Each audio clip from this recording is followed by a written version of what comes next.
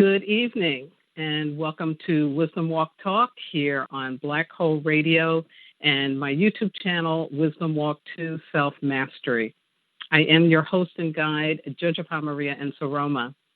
And for this month, all month long, I have been talking about and teaching about worthiness as essential for a high quality of life.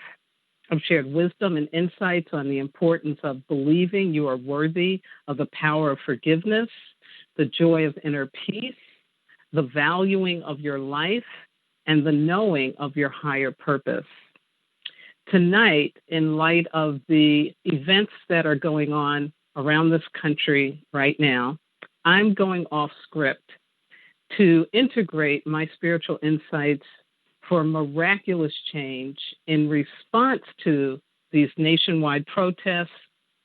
They're also happening around the world, of another Black person in America being killed, and to support the understanding that this current collective response to racially motivated violence is an evidence of the jump into higher consciousness by humanity. So, as always, I always open up my shows first by honoring the ancestors, and I'm even going to do that a little different tonight. I want to actually share a bit of Black history because today is Memorial Day, officially. And we did not get taught in school about how the true story of how Memorial Day started. So I wanted to share that with you and in honor both of those ancestors who started it. And of course, what Memorial Day is about is remembering and honoring all the ancestors who participated in the wars that we've had in this country. And so the story of how Memorial Day starts really is about the Civil War, which ends in April, officially. And in May, on May 1st, a group of freedmen and women from Charleston, South Carolina, decided that they needed to honor the Union soldiers who had been held as prisoners at the racetrack in town and who had been put into a mass grave. And so over a 2-week period, they worked to uncover those bodies, you can imagine that, and to put them in what's called proper burial. And this gesture of gratitude, this gesture of humanity caught the attention of the Union soldiers and even some of the rebel soldiers and of the people in the town. And so what ends up happening is they actually do this celebration, which later gets called Decoration Day. And let me read to you from my research that I did. It says that the freedmen cleaned up and landscaped the burial ground, building an enclosure and an ark labeled Martyrs of the Race Course. Nearly 10,000 people, wow, mostly freed men and women, gathered to commemorate the war dead. And this involved about 3,000 Black school children who were newly enrolled in freedmen's schools, mutual aid societies, Union troops, Black ministers, and white Northern missionaries. Most brought flowers to be placed on the burial field. In years later, as I said, it would be called the first Decoration Day. After the dedication, there were, priests and stuff who talked and, did all their speeches. The crowds gathered at the race course and they did picnic around the grounds. And into the afternoon, it says, a full brigade of Union infantry, including the colored troops, as they were called at the time, the Black troops, and they marched in a double column around the martyrs' graves and held a drill on the infield of the race course. The war was over, and Memorial Day had been founded by Black Americans in a ritual of remembrance and consecration. The site today is used as Hampton Park. And I first learned about this in 2012 in a film that was done on public television by Rick Burns called Death and the Civil War. And he did this film, the documentary, based on a book that had come out, was a bestseller by the then first female president of Harvard University. Her name is Drew Gilpin Faust. And her book was called The Republic of Suffering. Yeah. There's also this Yale professor who's gotten a Pulitzer Prize for his work on the life of Frederick Douglass. His name is Dwight W. Blight. And he did a book called Race and Reunion, Civil War in American Memory. So anyway, that's some of the places that you can find some more information about this. But I think, especially in terms of what's happening right now in this country, it's such a significant story because it's again, just a testament to how Black people in America, despite the horrors of slavery, despite everything they went through, have always wanted to be contributors to this country, to have a home, and to have a community. And so we are so grateful for those ancestors. We thank them. Memorial Day became official through one of the generals in the Union Army who had been at this celebration and who then declared, yeah, we need to be doing this every year around this time. So again, thanks to the ancestors. Like I said, I'm off script because I can tell you that yesterday I really wasn't even sure that I could be emotionally grounded enough to come on and do a broadcast. I was feeling a combination of deep grief and deep rage, like deep rage. And I am a fire person, so yeah, this was like volcanic fire going on in me. And I really had to, work through it. I had to work through that pain. I'm so glad I did, though. I'm so glad I allowed myself to feel it because the violence in this country is so frequent that it's very easy to be numbed by it. And I'm so glad that didn't happen. I'm so glad that I didn't say, oh, okay, yeah, another Black man got killed and people are protesting and let me just do my show. I'm so glad that I was like, I don't know if I can do my show. I have to say to my technicians, I texted them yesterday, emailed them yesterday and said, y'all might have to do a rebroadcast because I don't know if I can do this. I don't know if I'm grounded enough, But thank goodness I did get grounded, and my God reminded me that I have a platform and my job is to be a light and to be a beacon. So I want to talk to you just about some truths. I want to talk to you about this bigger experience for us as humans that's going on that I think the death of George Floyd is clearly connected to.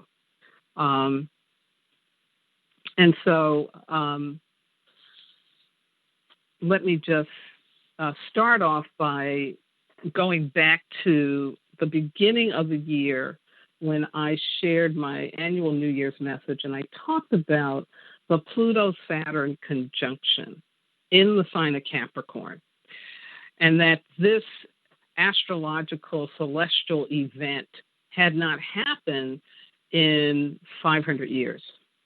And that the last time it happened, there was a huge reform within the Catholic Church, and that's how you begin to get these offshoots of the Christian religion, like Lutheran and Methodist and so on. Now, that's for the Western world. So this big shift in the Western world that happened, I'm sure there were shifts in other parts of the world, but in the Western world. It also was a time when this conjunction happened that the Atlantic slave trade actually gets sanctioned, because it's when the King of Spain says, to the Portuguese sailors and the Spanish sailors, oh, yeah, you can take those slaves over to the Americas. We won't stop you from doing that. And so that's when it really begins to kick off. So you have this energy from, Saturn and Pluto coming together, which is about things being shifted where, old things getting broken up, and then new things beginning that are going in. And both of these things will have an impact, a lasting impact on people's consciousness and on people's lives. So at the beginning of the year, I knew that this shift energy was definitely going to be very, very prominent in ways that we wouldn't be able to ignore it. And of course, one of the first things that happens is coronavirus shows up in March. And it's so fits into what, the Jupiter-Pluto conjunction is talking about in Capricorn. And it's important in Capricorn because Capricorn represents, structures and governments and, systems. And so when you have these two planets of Saturn and Pluto and what they represent, like Saturn's all about the rules and getting things in order and following the rules and discipline. But Pluto is like, oh no, we're gonna tear this stuff down. Pluto's all about death and rebirth. So all of that, it makes sense that coronavirus would show up and do what it is done and is doing, because remember, we're not out of the pandemic yet. And I don't care how much opening up people are doing right now in the United States and other parts of the world, as long as we still have people who are struggling with very high numbers. And, we really still are too. I don't know why they keep downplaying that, but I know like in Milwaukee, numbers are going up. But definitely in Brazil, it's a big problem, and Spain's having problems. So anywhere in the world where people are still having problems, including here, that means the pandemic is still going. We're not done yet. We're not out of it. And I think that's a piece too that was so breaking my heart over these protests, because the people who are protesting are really taking a risk of getting sick because they're in close proximity, and there's yelling going on, and you know anything about the science of coronavirus, it travels on the air, it travels on the wind. And also for the policemen involved too, they're very much at risk. So it's just very, very, very sad and heartbreaking that it has to come to this. But again, in terms of what this energy is of breaking up the old and making way for the new, unfortunately, it does make sense that this is happening. The beginning of the year, I talked about, how to put that shift into how to personalize it. Like, what does that mean for me? What can shift for me? How can I participate in this global shift in humanity? And I talked about three things that I saw were very evident and important and for shifting. One is that we needed to shift away from being consumers of the earth to stewards of the earth. And that's something that coronavirus really did bring, because when everything had to stop, we were not out there buying and shopping in the way that we did. And yeah, online stuff was still happening, but definitely not to the degree that we had been before. And so there's been a lull in our consumerism, and it's something that we all needed to know could really happen, but it's something we need to really not have to have a disease to come and tell us it needs to happen. We need to take that on ourselves. The next one is we need to go from being mindless workers to mindful contributors. Coronavirus, again, brings a lot of pain to people who are just living their life from paycheck to paycheck, who are just seeing their existence as being, I got to go to work so that I can survive. And the shift in human consciousness is asking us to step out of being robots. The police who are doing their job out of fear, who are being brutal, they're just mindless workers. They're not being mindful of what it really means to be a law enforcer, someone whose job it is to protect the community, not act like an assassin. And so to become a mindful contributor, to bring your humanity into your workplace, that's what we are being asked to do. That's what needs to happen. And then the third one is about being compliant to the old and moving out of that to become a creator of the new. So anyone who's thinking that, coronavirus came and it's just another flu and we'll get through this and over it and we'll get back to business as usual. No, we're in the middle of a huge shift. So there is no getting back to usual. And if you are going to be compliant with the old systems, the old energies, the old ways of doing and being, if you're going to be compliant with white supremacy, or even the violent reaction to white supremacy, it's not going to be a good day. And to create a new way of being and a new way of doing things, both from a practical level, but also from a social level. Because the reality is that, white supremacy died the day that Barack Obama and Michelle Obama and their children crossed the threshold of the White House. This is white supremacy gone, right? So why is it Make America Great Again, right? Why is that coming up? And of course, that's because that's a reaction, of course, that people who are unconsciously rooted in that system, and it is a system. It wasn't born in the United States. It comes from Europe.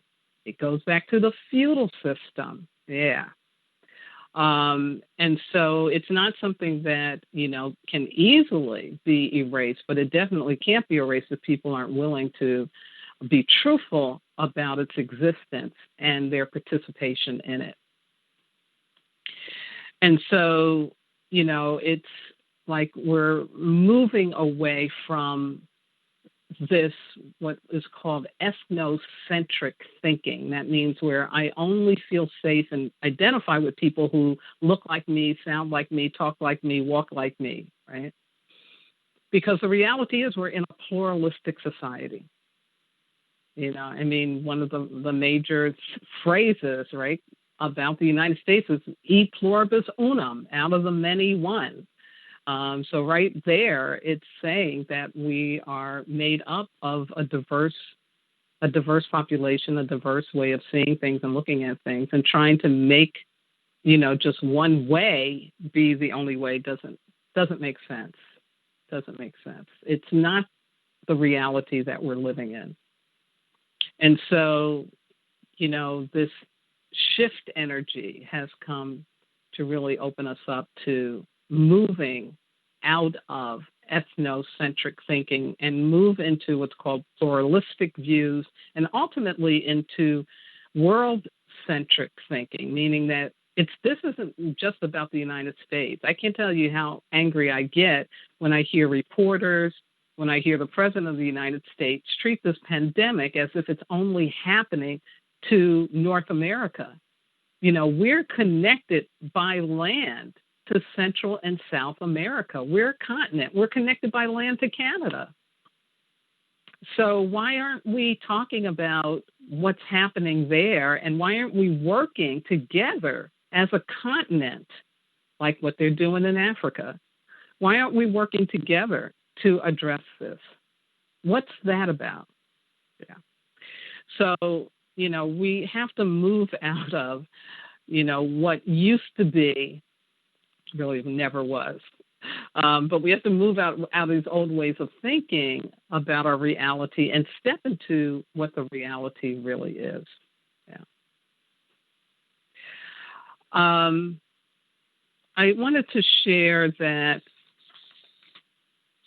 I think if you can remember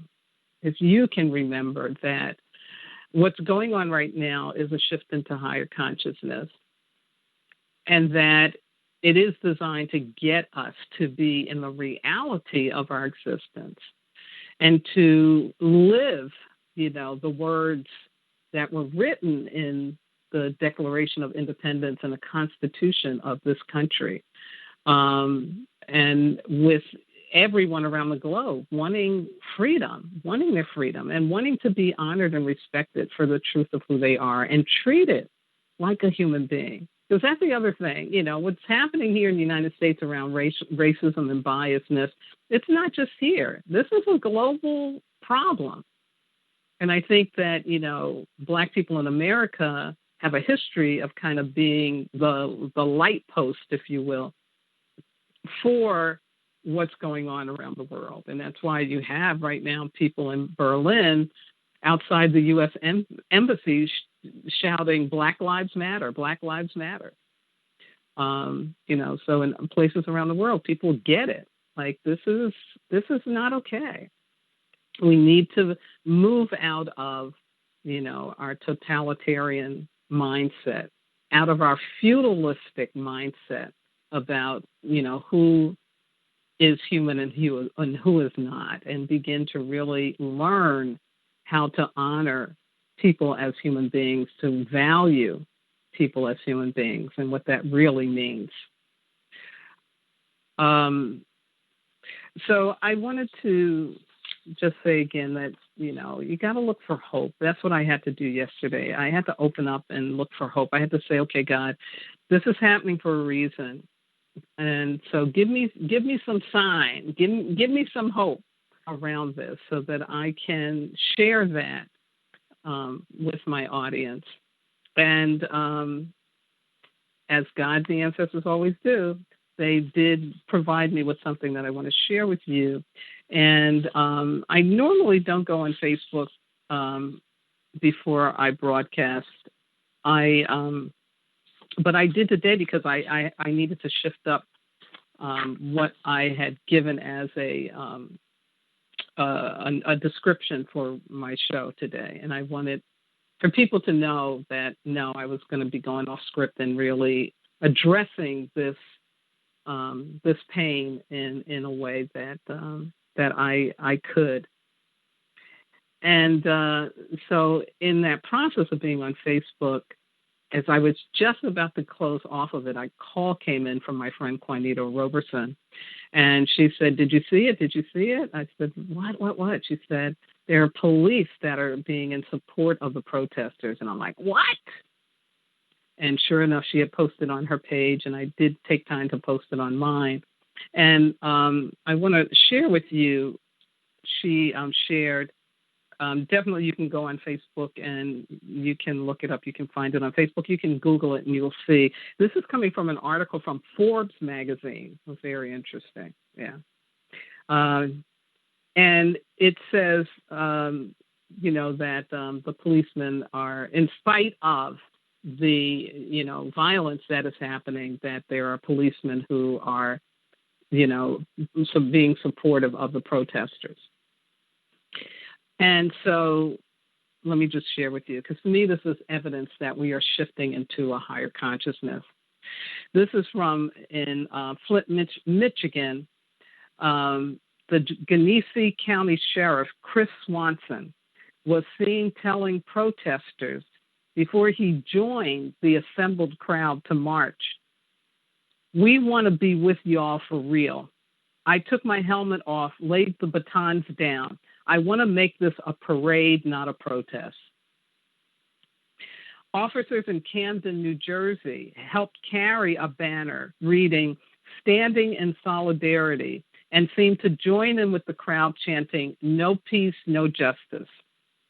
In Santa Cruz, California, the police chief, Andy Mills, took a knee with protesters in the pose made famous by Colin Kaepernick, with the department tweeting it was in memory of George Floyd and bringing attention to police violence against Black people. 2 Kansas City, Missouri police officers, one white, one Black, were photographed holding aloft a sign reading, "End Police Brutality." In Fargo, North Dakota, an officer was seen clasping hands with protest organizers while holding up a sign reading, "We are one race, the human race." Officers in Ferguson, Missouri, participated in a 9.5-minute kneel in Floyd's memory with cheers erupting from the crowd. And of course, despite these moments of solidarity, conflict did break out between protesters and police in Kansas City, Fargo, and Ferguson. And as I talk to you now, police in Santa Monica, in their efforts to break up the crowd that gathered to protest at the Santa Monica Pier, used tear gas, rubber bullets, and other means that just has caused now, a lockdown. We're in what do they call it? I can't think. My mind is blank. But anyway, and we're shut down. We can't go outside. Curfew, that's it. We're in curfew now at 4 o'clock in the afternoon. Yeah. But the fact that these situations happened and that were reported, that people were sharing, that these police officers found their humanity, took the moment to treat the protesters not like, again, they're disposable, but really got why these people were out protesting and why they're so angry. That's very hopeful to me. That makes such a difference. That says that, if they can do that, they can do more. Like really come up with ways to address police brutality, to, figure out how to get the police to really be, protectors in the community. There's a lot of work to be done, but I do believe that everything that's happening right now is going to open a way for some new things to happen. And, while white supremacy, of course, still is something that people want to hold on to. For example, in the midst of all this, with coronavirus and these protests around a black man being killed, there was a space launch yesterday that was successful today. They made it to the space station. And this is now, NASA partnering with private industry. And it was very interesting to me that, before NASA did this, when you would see what was happening with the astronauts and stuff, you'd see quite a diversity. You'd see women, you'd see some black people, you'd see Latino people, Asian people, you'd see diversity. There was no diversity in this. It was all white males. And from the astronauts, from the people who were preparing the ship, to the men at Houston behind the panels, to the Congress people who were there to talk to the astronauts. It was just, totally absent diversity. So it's just very interesting to me that, there's this stuff going on of, humans getting, out into space and trying to make that something that's going to be more typical, more normal, that they can create that, think of that. But yet, back here on Earth, all the system stuff is that it's not working and people are responding to that. So if we can figure out SpaceX sending people up to the space station, we should be able to figure out our social issues. It's time. It's time. And, addressing coronavirus isn't just about getting a vaccine. It really is about addressing poverty, especially when you have evidence that, the majority of people who are living in poverty, like black people in America, are the ones who are dying at a faster rate. Yeah.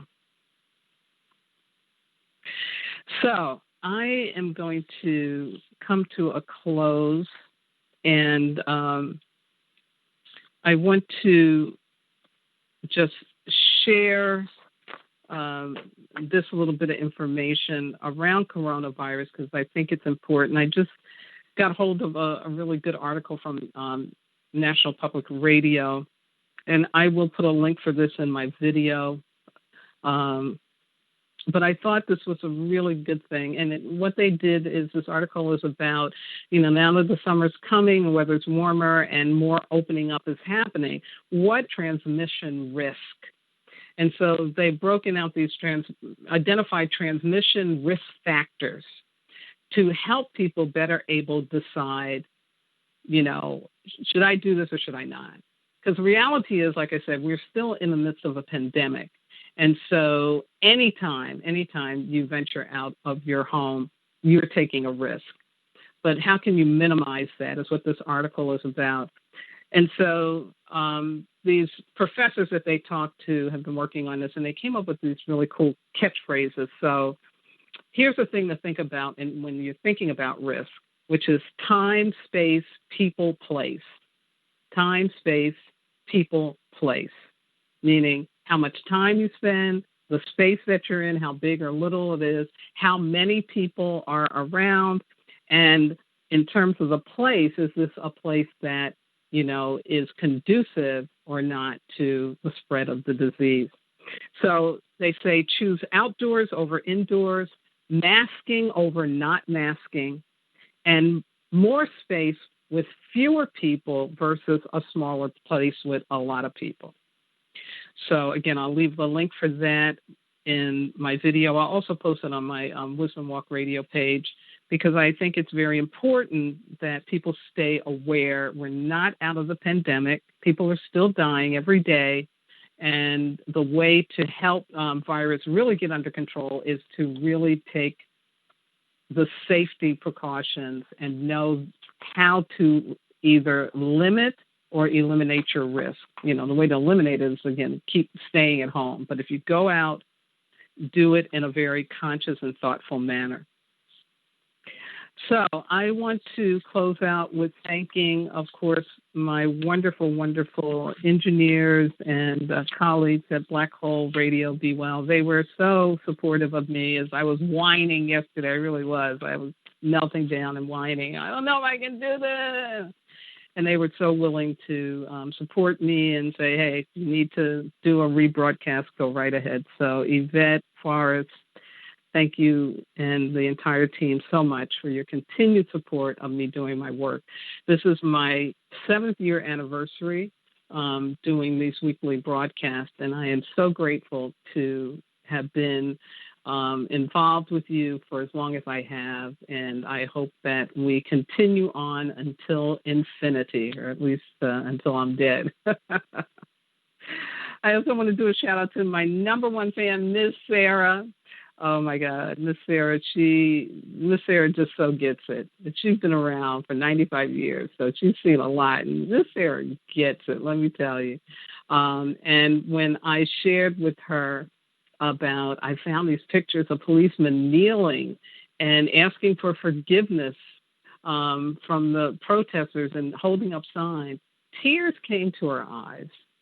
Tears came to her eyes because she gets it. She really gets it. So, Sarah, thank you. Love your heart. Love your heart. Such a big heart. To all those of Wisdom Walk with me, and you know who you are, to my family and spiritual kin, my transformational leadership colleagues, my medicine brothers and sisters around the world, those who may be listening or watching for the first time, thank you, thank you, thank you. I couldn't do this without your presence and your energy. And though I can't see you in person, physically, I feel like from Romper Room, those of you of my age remember Romper Room, and she would hold up her magic mirror and she would say, call out names of people, and you always were listening to, can you see me? Can you see my name? Yeah. So I'm holding up my magic mirror and seeing all of you and thanking you for your love and support. Next week, I'm going to introduce my new theme for June, which is Clean Up Transferred Pain. Yeah. I just want to say that I know that this is not over, what is happening in this country around the reaction to the death of George Floyd. If you haven't seen Trevor Noah's comments about this, do on YouTube, because it's very powerful, very wonderful.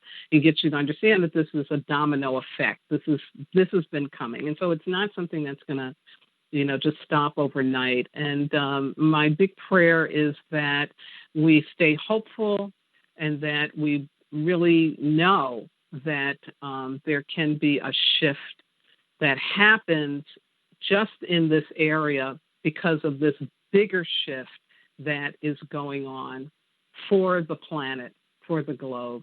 I pray for all of the families who have lost people in such a horrible way of racial injustice. I pray for all the people who are protesting. I pray for all the policemen who are involved. And I pray for all the people who aren't yet able to understand how what is happening is the result of a lower consciousness. And I pray that they get that we are in a time to grow our consciousness, to become part of the reality of the world that we are living in. It is a multiverse. It is multicultural. It is multidimensional. It is multi-intelligent. And it's time for us to really accept that, embrace that, and live that.